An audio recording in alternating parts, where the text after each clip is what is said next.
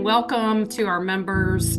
Welcome to any potential members that are out there, to our colleagues. Hey, Heather.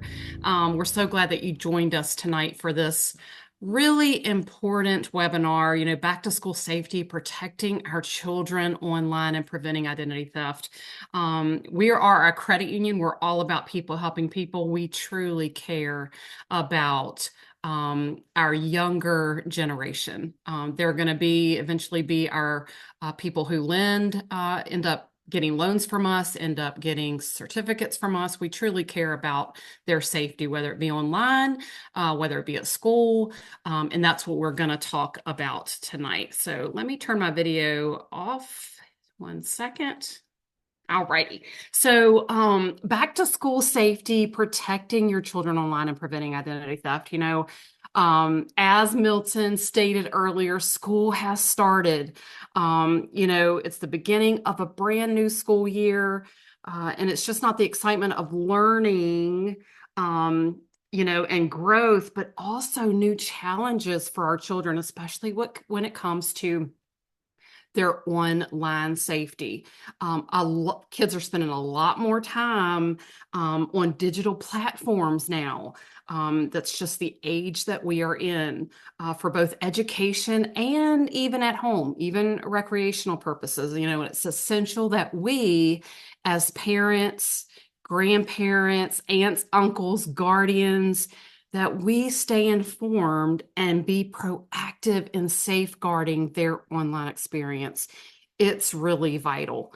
So tonight we're going to cover a range of topics that are going to help you. It's going to be designed to help you protect your child from the various online threats that they might face, as well as steps you can take if their identity is ever compromised. We're going to give you tools. We're going to give you things that give red flags so that you could prevent it from happening. And our goal is to equip you with practical knowledge that you can apply immediately to ensure your child's safety and well-being. So here's the agenda for this evening. And we are going to give you, like I said earlier, a lot of valuable information to share. So we're going to dive right in. Here's the overview: understanding online safety for children, protecting your children's personal information, practical tips for online safety, steps to take if your child's identity is ever stolen. We're going to have a Q&A session and resources. So don't forget to use the chat. You can use the Q&A.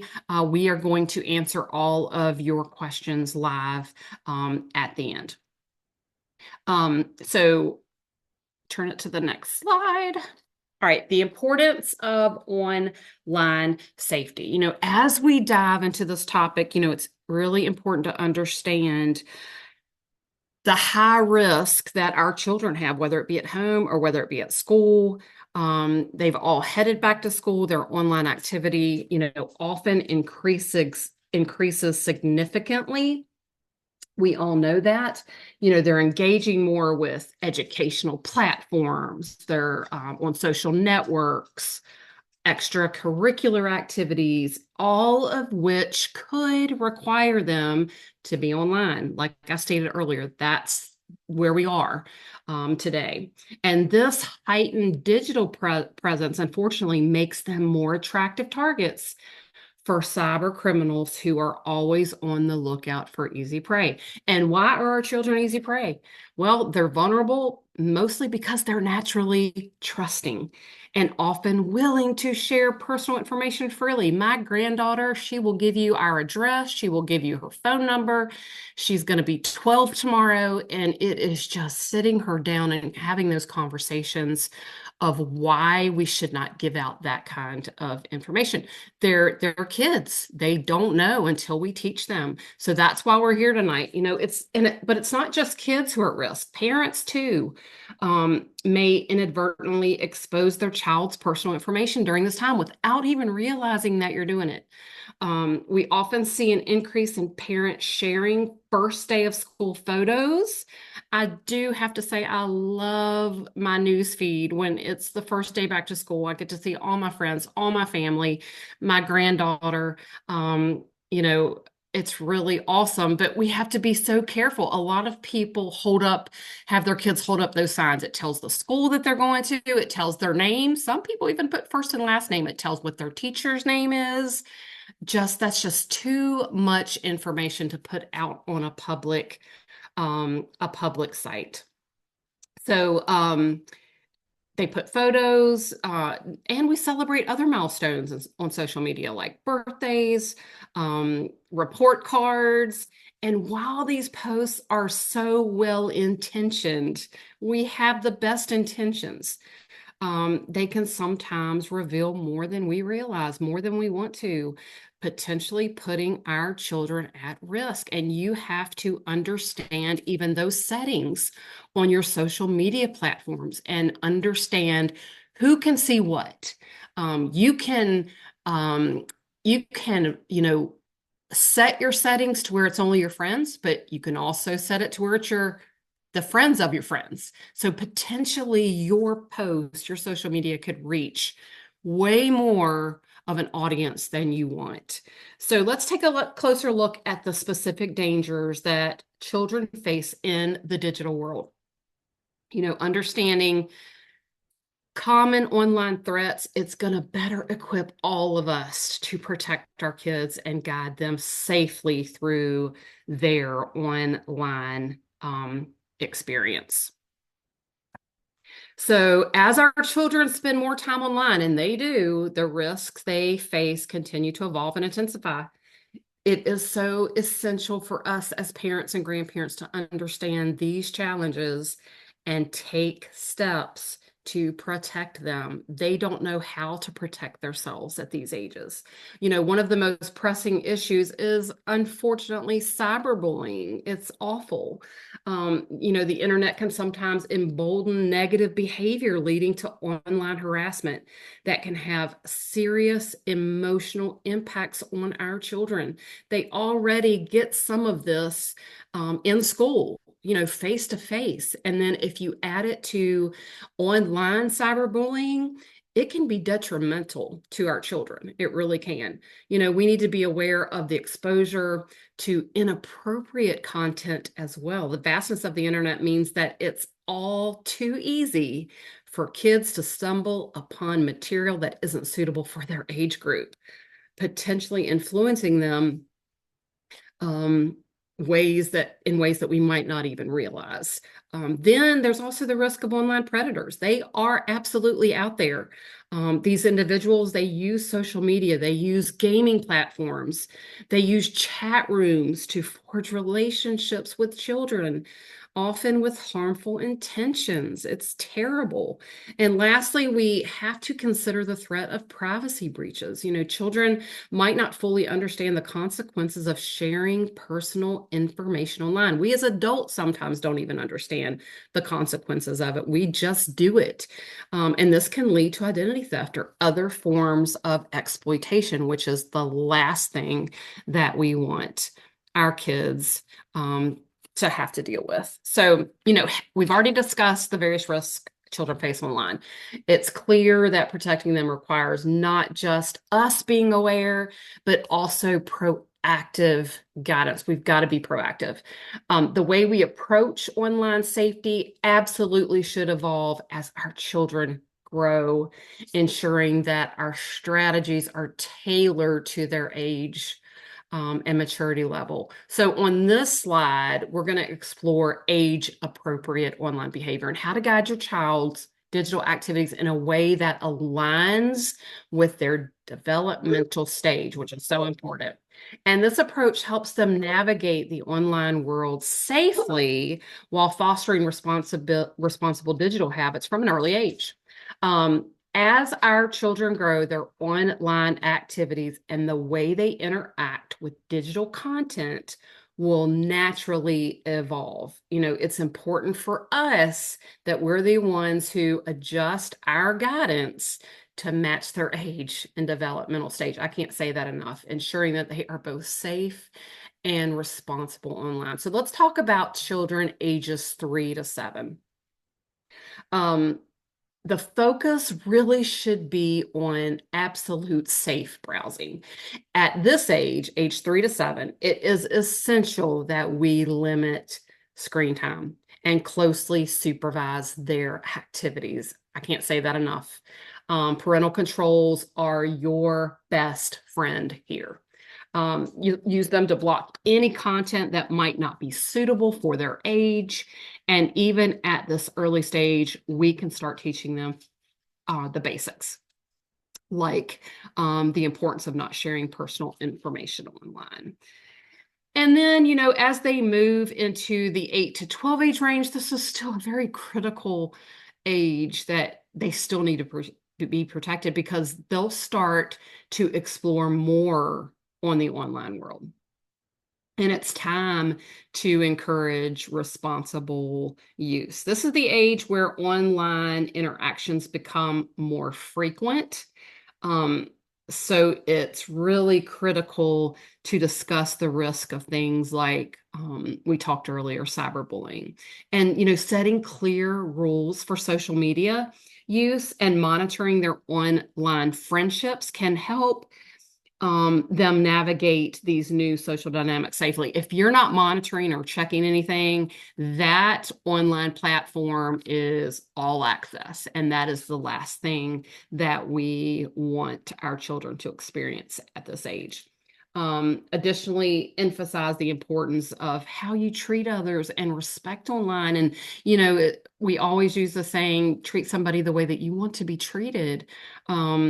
In cyberbullying, whether you know it or not, it is definitely a real thing. It is very, very real. People hide behind that online platform, and they will say things, they will do things, they will show things that they typically would not do in person. So let's talk about teenagers, ages 13 to 6, actually 13 to 18. The conversation shifts towards promoting really critical thinking. By this stage, they're likely more independent online. So it's really vital to talk about privacy, online reputation, and the permanence of digital footprints. Encourage them to think critically about the content they encounter and the information that they are willing to share. And while it's important to support their growing independence, maintaining open communication about their online experience ensures that they know they can come to you with any concern whatsoever. So by tailoring our approach to their age, we can actually help our children navigate the digital world in a way that keeps them safe, and they're also feel empowered. So very important. All righty, moving right along. Having understood the risk our children face online, it is really essential to dive a little bit deeper. We're going to dive into specific and increasingly common threat, which is identity theft. In this next few slides, we're going to define what identity theft is, and we're going to examine the common scenarios in which children may become victims. We're also going to discuss the warning signs that you should watch out for as a parent or a guardian. And we're going to recognize these signs early, and you can take swift action so that you can protect your child's identity and prevent long-term consequences.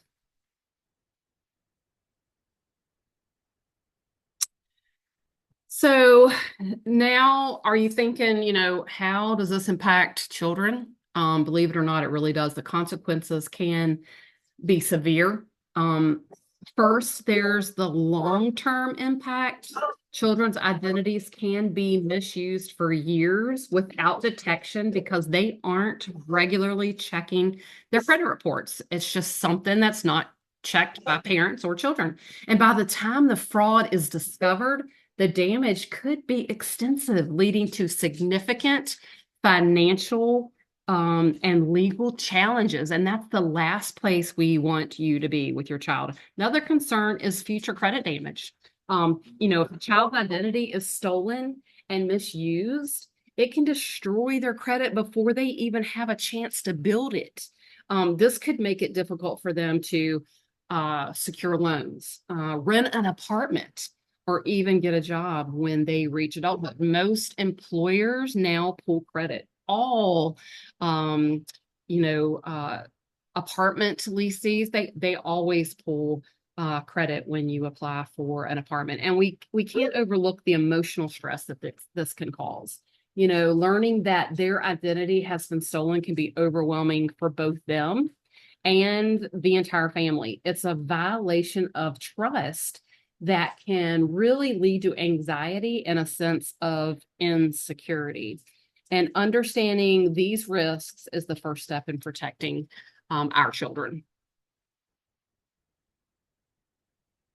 So let's take a look closer at some common scenarios where children's identities are at risk. Understanding these situations will actually help. Sorry, you guys, will actually help better protect our kids from becoming victims. And one of the most prevalent issues, believe it or not, is the unauthorized use of their Social Security number. Criminals often target children's Social Security numbers because they are a blank slate, untouched by credit history or financial activity. And this makes them incredibly valuable for opening credit accounts, applying for loans, or even committing tax fraud, believe it or not. And what's especially concerning is that these activities can go undetected for years.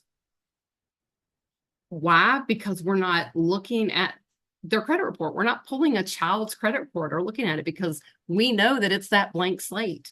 Another serious threat comes from phishing schemes, and that's the PH phishing that specifically target children. And these scams are becoming so much more sophisticated. Often they appear as seemingly harmless emails, messages, even pop-ups. They can even be text messages if your children are allowed to have text. The goal is to trick children into revealing sensitive information like login credentials, even their Social Security number.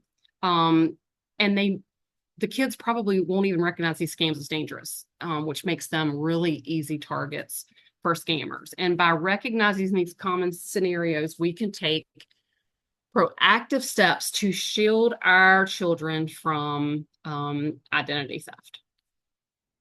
So after understanding the ways in which your child's identity can be misused, it's important to know how to detect if something has gone wrong. And there are a few key signs that you, as a parent, as a guardian, should be on the lookout for. So first, pay attention if you get any unexplained bills or collection notices that arrive that actually, when you look at the bill, it has your child's name on it. If you start receiving bills for accounts you didn't open or collection notices for debts that don't belong to your child, this is a major red flag. It could indicate that someone has fraudulently used your child's personal information to open accounts to make purchases. Another serious indicator is if your child is denied any government benefits because their Social Security number is already in use. This could mean that someone else is using their identity to claim those benefits, which can have significant legal and financial implications. It's also crucial to monitor for any credit report activity. Children typically shouldn't have a credit report unless they've already applied for credit, which is unlikely. Most lenders are not going to provide credit to anyone under the age of 18. And if you find that there's activity on your child's credit report, it's a clear sign that something is wrong and warrants immediate attention. And then lastly, keep an eye out for unexpected IRS notices that you may receive in the mail. If you receive a notice that your child owes taxes or that their Social Security number was used in a tax return, this could, of course, be an indication that someone has stolen their identity for fraudulent purposes. So being aware of these signs and acting quickly if they appear, it can really help you protect your child's identity and prevent any further damage. So now that we've covered, how to spot potential issues, let's shift our focus to proactive measures you can take. In the next section, we're going to explore practical tips for online safety that can actually help protect your child from becoming a victim in the first place.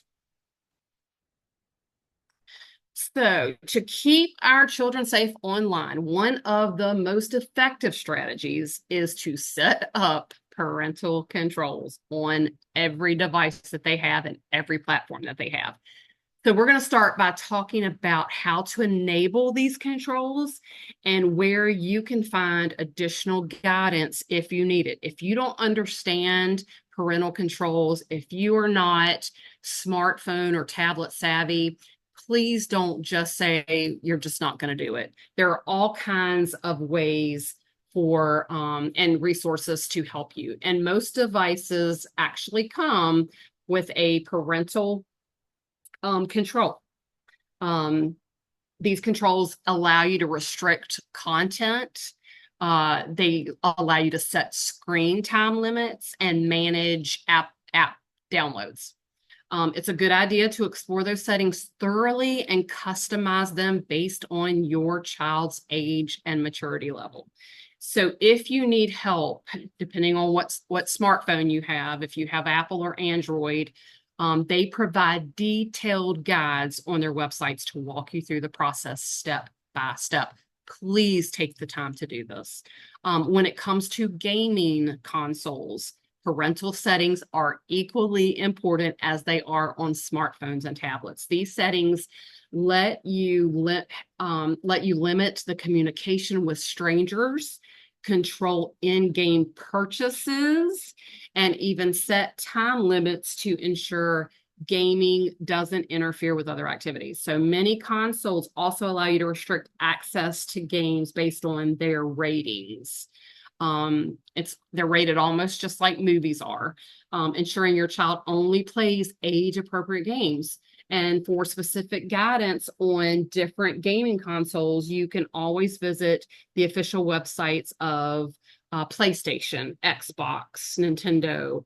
They will provide instructions and tips for setting parental controls.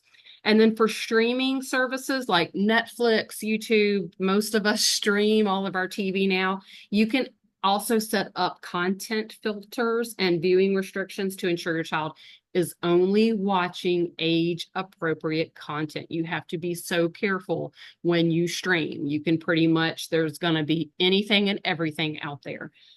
These services often have kids profiles specifically designed for younger audiences, which can be a great starting point. Both Netflix and YouTube offer extensive parental control features that are easy to configure if you're unsure how to set these up.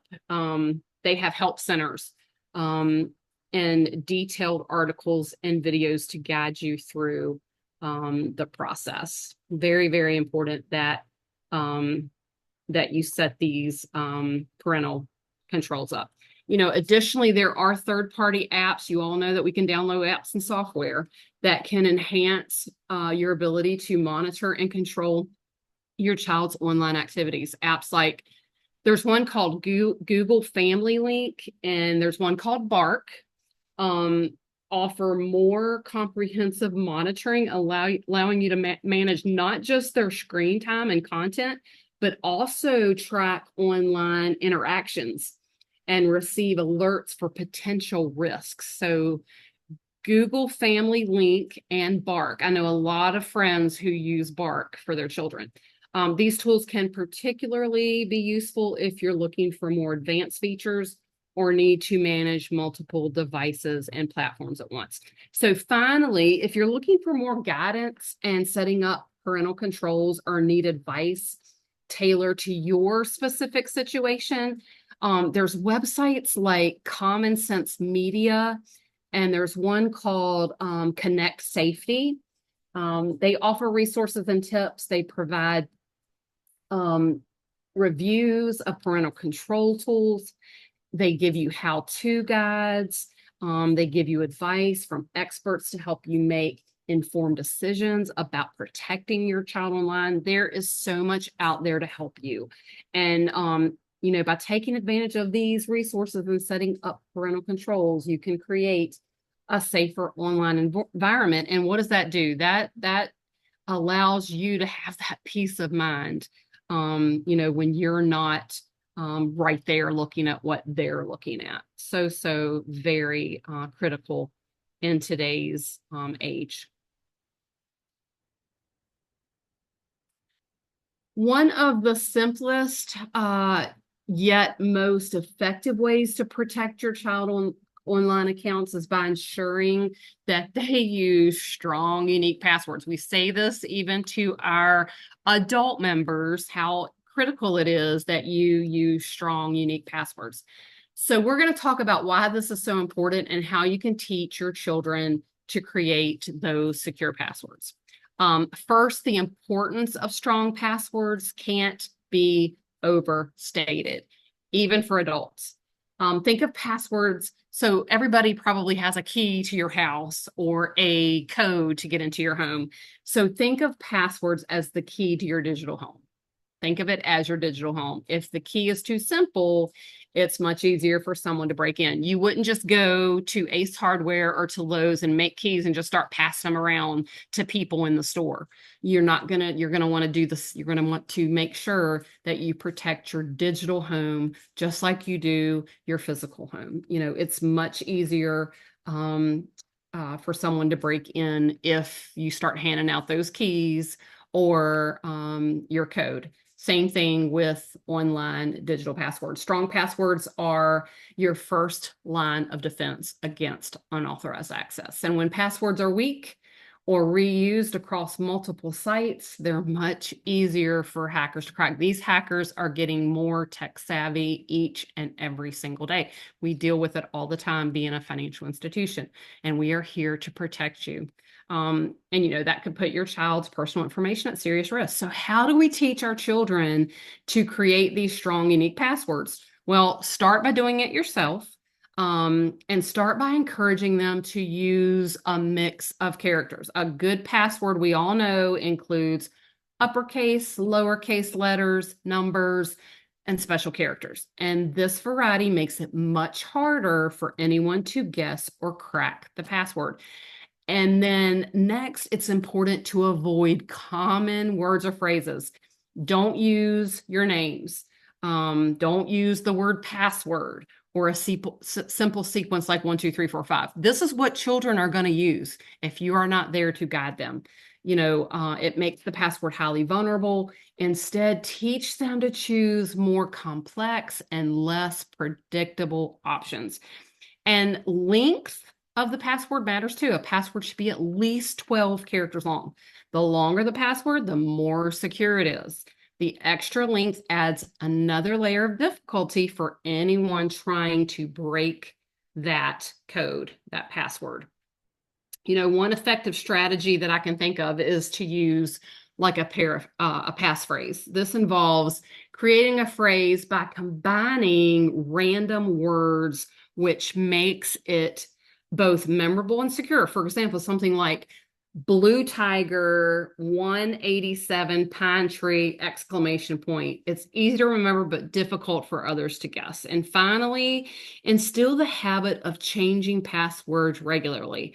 I know I can be guilty of this as well. So this is a great time for us as parents, adults to, what is it? Walk the walk. Walk the talk, whatever it is.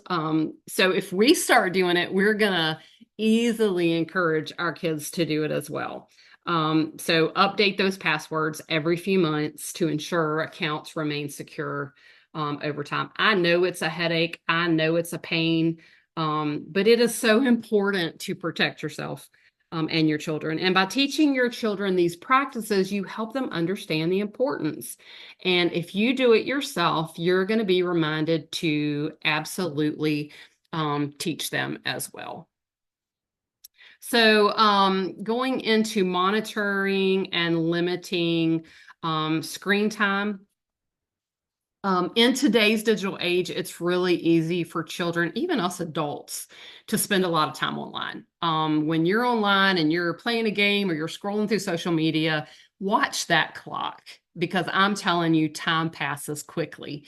It's important to find a balance between that screen time, those activities, and other daily routines. And let's explore some strategies to help manage and limit screen time effectively. First of all, it's essential that we set clear boundaries around when and how much time your child can spend online. Establish specific times dedicated to online activities like homework, educational use, and separate time for recreational screen time. A daily schedule can be so helpful here. It should include designated periods for online activities such as reading, outdoor play, family time, ensuring a balanced routine. And then next, you're going to consider using screen time management tools. We talked about that earlier. There's many apps, many devices have built-in features that allow you to monitor and limit the amount of time spent on screens. Even us as adults can set that because, like I said, the time goes by so quickly and you don't realize, goodness gracious, I have been scrolling through social media for 3 hours. Go to your screen time. It'll tell you daily what your screen time is, and that is so eye-opening. It should indicate designated periods for all of those activities. And those management tools can really help you to stay on top of it and you're not spending too much time on one activity like social media or gaming. Another important aspect is to model healthy habits yourself. We just talked about that. Children often mimic our behavior. They do. So by practicing mindful screen use and prioritizing online activities, you can set that positive example. One thing that just really bothers me is we don't go out to dinner much, but when we do, just look around. Just look around at the dinner tables at a restaurant, and sometimes you will see the mom, the dad, the kids, the grandmother, everybody looking down at their phones. And it's so disheartening. It really is. Those times should be family time. They really should. So another important aspect, is to not allow screen time during meals or the hours right before bedtime. And this just reinforces the importance of taking breaks from those screens. Encourage your child to develop online interests in another effective strategy, whether it's sports, art and crafts, board games. Play a board game with your child. It's really fun. These activities provide a break from those screens, which we all need, not just kids, and really fosters creativity and physical activity. Additionally, support social interactions that happen in person, like play dates, group activities, rather than solely relying on online communication. If we don't stop it now, our kids are not going to know how to communicate in person. They're not going to know how to socialize. By implementing these strategies, you're going to help your child develop a healthy relationship with technology. And that's what it's all about. They can actually have a healthy relationship with technology. The balance allows them to enjoy the benefits of the digital world while ensuring they have a well-rounded daily routine that includes plenty of offline activities. And steps to take if your child's identity would ever be stolen. Effectively managing and limiting your child's screen time is a key point in being able to protect their identity as well. If you suspect that your child's identity has been compromised, it's really important to act quickly, not just with kids, but with even yourself. If you find that your identity has been stolen, you're going to want to act quickly. And so now we're going to discuss the critical steps you should take if you find out that your child's identity has been compromised. So if you discover that somebody's using your child's personal information, here's what you're going to want to do right away. Step one, you're going to report and close the fraudulent accounts. Contact the companies where fraud has happened. Tell each company's fraud department that someone opened an account using your child's information, and ask them to close the account immediately.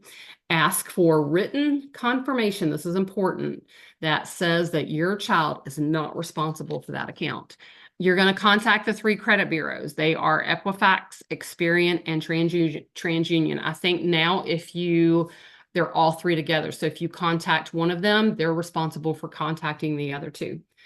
Tell each credit bureau that someone opened an account using your child's information. Ask them to remove any fraudulent accounts from your child's credit report. They have got to scrub that off of their credit report. And then you're going to want to freeze your child's credit report. Now, just remember that if your child is under 16, you can request a free credit freeze. So you can go ahead and do that now and prevent it from ever happening.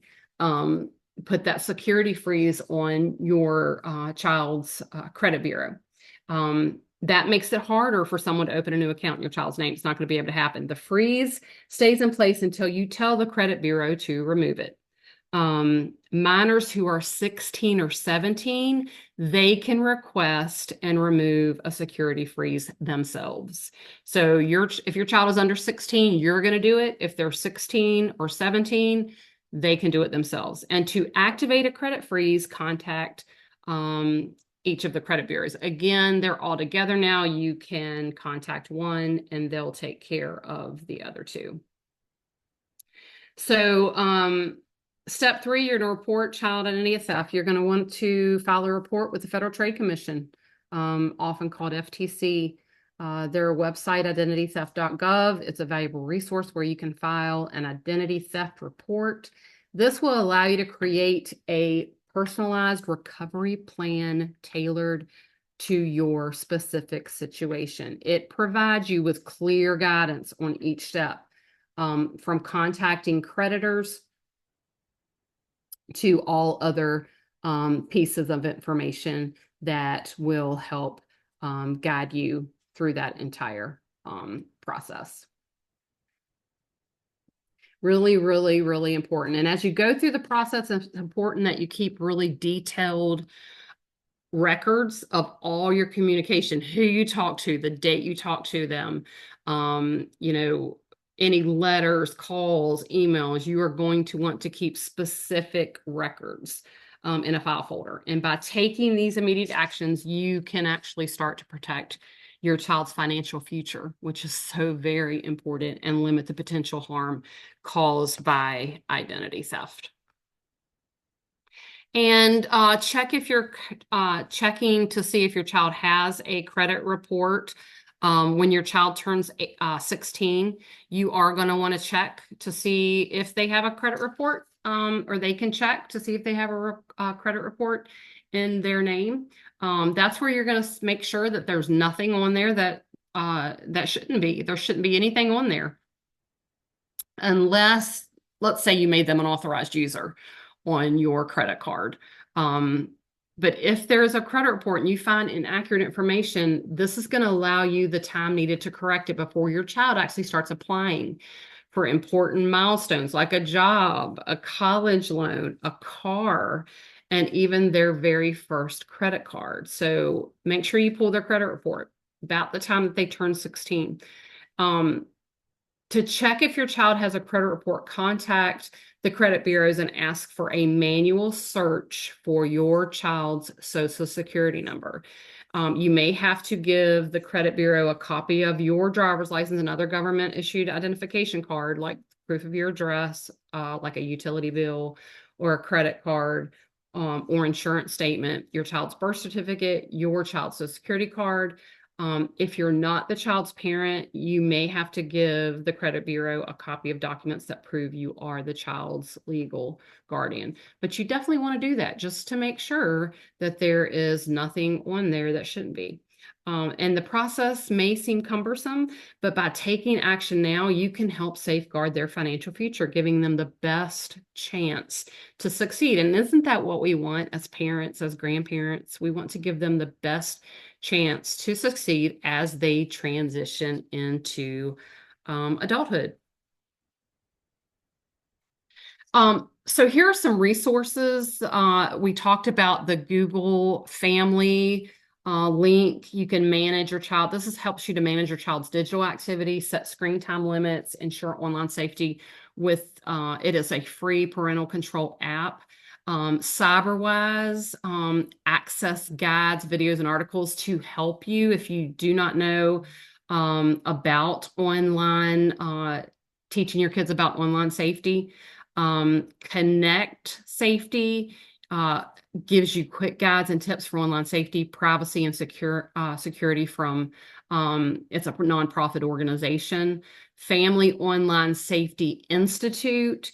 You can learn how to be a good digital parent with practical steps for creating a safe online environment. There's Common Sense Media. This find reviews and advice on age-appropriate apps, games, and online content for children. There's Net Smarts with a Z at the end. You can explore educational resources on online safety designed specifically for children and teens. Savvy, and Savvy's with 2 V's, Cyber Kids. You can discover educational tools that teach children about cyber security and protecting personal information online. And as we continue in this presentation, we want to leave you with some valuable resources that can support you in keeping your kids safe online. So these tools, these apps provide excellent guidance, tips, strategies that you can actually implement the minute you leave this webinar. And again, it is very critical that you take those steps. And we are finished. Hopefully you all got some valuable insight. Hopefully you will always take the steps needed to protect your child online. There's a lot of parents, a lot of guardians out there that use digital platforms kind of like a babysitter. It's really important if you do that, that you have these parental guides set up so that you have the peace of mind that they are not viewing, watching, being targeted by any of the horrible, terrible people that are out there in our world today. So thank you, everyone. Hey, thank you, Cam. That was an amazing presentation. Lots of great information. I think that we can all, as you stated, we can start implementing today. If you are, if you haven't, if you haven't started, keeping track as to what your kids are doing, I think it is important that we are always proactive, especially when it comes to the safety, the security of our little ones. And especially those that are, already, teens, and they're perhaps, at an age where they can actually start, thinking about, perhaps, hitting those milestones, such as, getting a first credit card, maybe even applying for student loans. So it's a lot of great resources that were shared here in this presentation today. It truly, it can be very useful and helpful for many families. Definitely, one of the things that I would like to add is that if you know anyone that has has little ones at home and couldn't attend this webinar in person live with us, just know that we do record this webinars, and you can find them in our website. We also have a YouTube page that you can actually go in and watch these videos. But again, I think that information that was shared today, it is truly, truly very, very important. We need to start implementing a lot of these tips that Kim shared with us today. That would be very, very useful for everyone, all of and anyone that has, that has the young ones at home. So Kim, again, thank you so much for that great presentation. And I'm gonna pass it on to Andrea. I think we might have a couple of questions there on the chat or in the Q&A. So go ahead, Andrea. Yes, so our first question is it safe to give a credit monitoring, well, I can't talk, monitoring agency like Experian your child or your child's social security number? That's a great question. Very important question. You definitely want to do your research.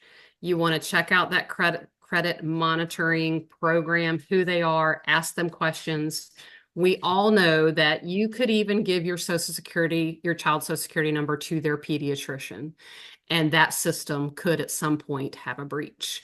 That is a risk that we all take whenever we give out our social security number. So we always want to be very cautious. We want to ask lots of questions. We want to ask how secure their site is before we ever even give out our own social security number. Anybody else on the panelist team want to add to that?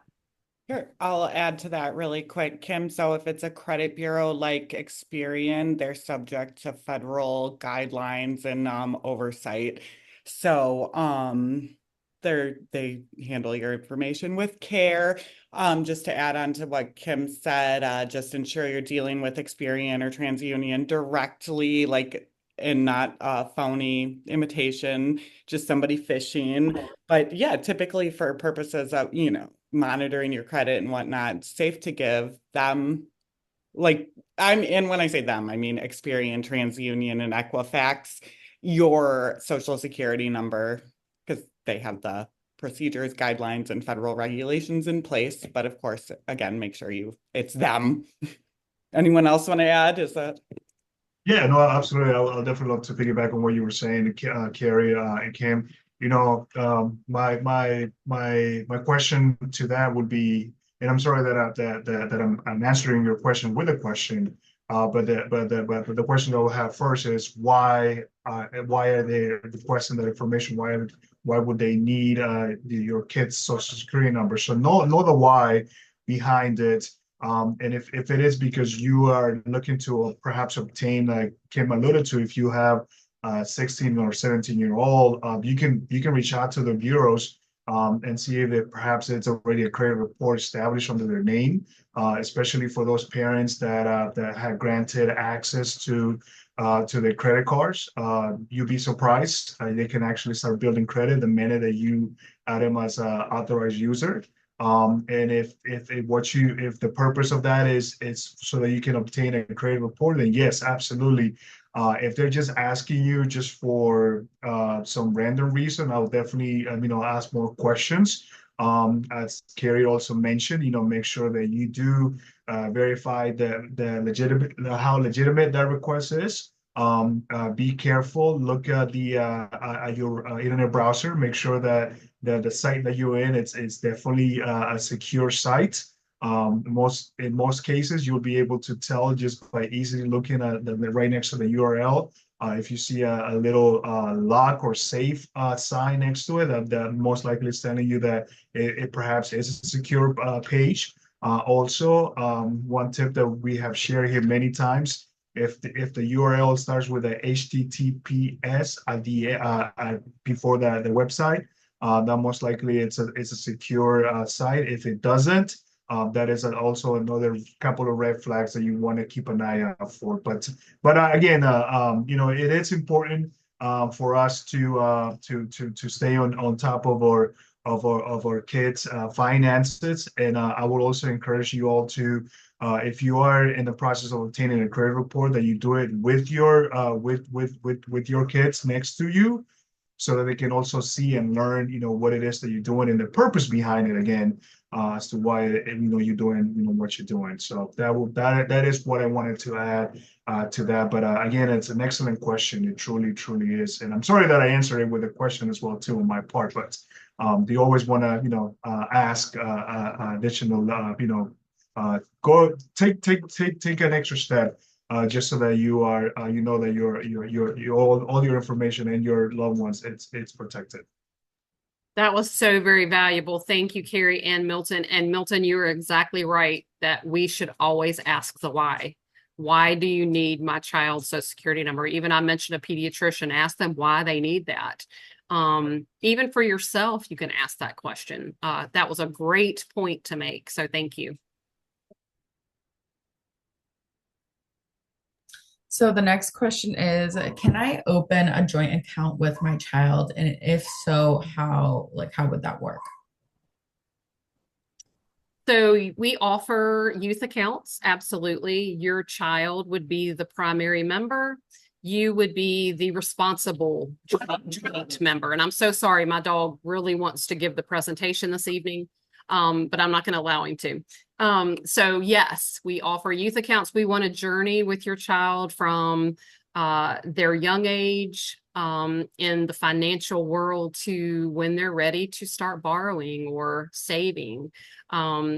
Absolutely. We just need your valid driver's license, a copy of your valid driver's license, a copy of your child's social security card and their birth certificate in order to get to follow regulations to get that youth account opened. Real easy process. You can do it right online.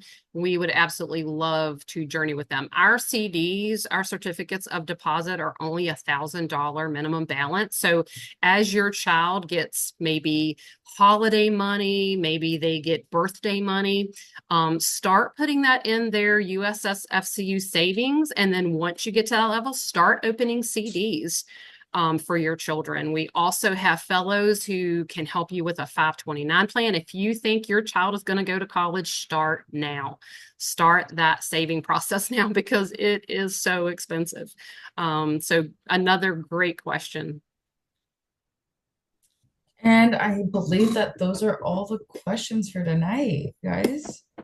That's awesome. Thank you so much, Andrea. And again, Kim, Carrie, I really miss you all. I'm excited and happy to be back here with this amazing panel. And I won't leave you until before I tell you a little bit about the webinar for next week. Actually, next week we have another exciting. Every webinar is exciting for us here because we truly put a lot of efforts. We truly, as you can see, all the content that is put together here. Again, all the credit goes to Carrie. But it is with a purpose. And the purpose is that we want to educate. We want to provide you with tools, resources, anything that we can do. And this is just what we're all about, right? I'm sure Kim will agree with me that one of our sayings that we have here is that no members, no credit unions, and this is the reason why we do what we do. And again, we truly love for you to invite your friends and family to come in and join us. Please do so. The topic for next week is actually unlocking that potential. So home equity and lending solutions. We have an amazing, very seasoned panel that will be joining us next week. And with that being said, I know that Kim is actually going to be taking a little break from us here. She will be off next week, so we're going to miss her. But she really deserves that break from us. And like I stated at the beginning, she covered me. She covered for me while I was out on paternity leave. But I'm excited to be back. With that being said, thank you all. I missed you all, and I'm happy to be back. And I hope everyone has a wonderful evening.